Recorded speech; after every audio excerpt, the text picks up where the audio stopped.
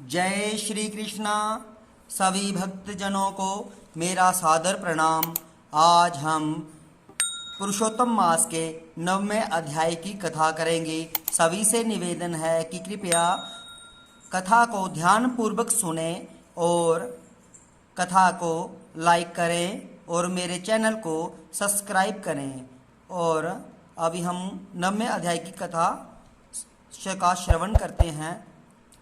सूत जी कहने लगे कि इसके बाद नारद जी विषमयुक्त हो मेधावी ऋषि की कन्या का वृतांत पूछने लगे। नारद जी ने पूछा, हे प्रभु, फिर उस ऋषि कन्या ने वन में क्या किया? क्या किसी ऋषि ने उसके साथ विवाह किया?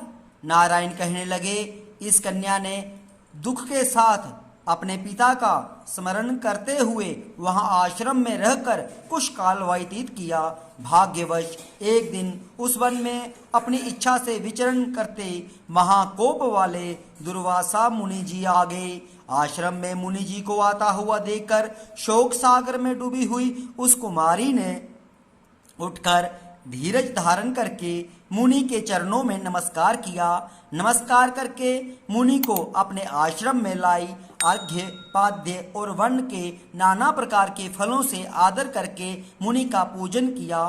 फिर मुनि कन्या आदर से कहने लगी, हे मुने, आपको नमस्कार है। मुझ दुर्भागिनी के आश्रम में आपका कैसे आना हुआ? आपके आने से मेरे भाग्य का उदय हो गया, अथवा मेरे पिता के पुण्य प्रताप से मुझको समझाने के लिए आप आए हैं। आप जैसे महात्माओं के तीर्थ रूपी पांवों के रजकण को स्पर्श का मेरा जन्म सफल हो गया। जो आप जैसे महात्माओं का मुझको दर्शन हुआ। इस प्रकार कहकर यह बाला उनके आगे चुपचाप होकर बैठ गई।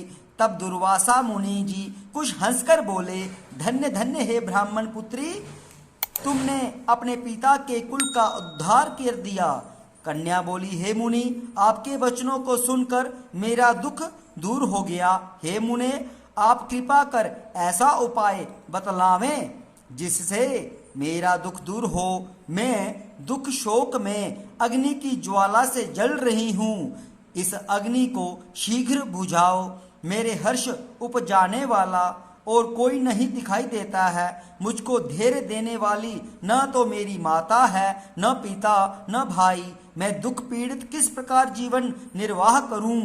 जिस दिशा को देखती हूँ वही अंधकार दिखाई देता है। अतः हे तपोनिधे, मेरे दुख को दूर करने का उपाय जल्दी करिए।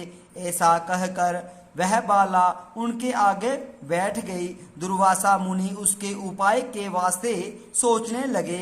श्री नारायण जी कहने लगे, हे नारद, इस प्रकार मुनि कन्या के वचनों को सुनकर मुनि दुर्वासा विचार कर अत्यंत कृपा करके इस बाला को देखकर कुछ हितकारक वचन बोले। जय श्री कृष्ण। आज 9वें अध्याय की कथा यही संपन्न हुई। फिर 10वें अध्याय में हम आपको बताएंगे कि दुर्वासा ऋषि जी ने बाला को देखकर क्या वचन बोले थे। तब तक के लिए आप सभी को जय श्री कृष्ण।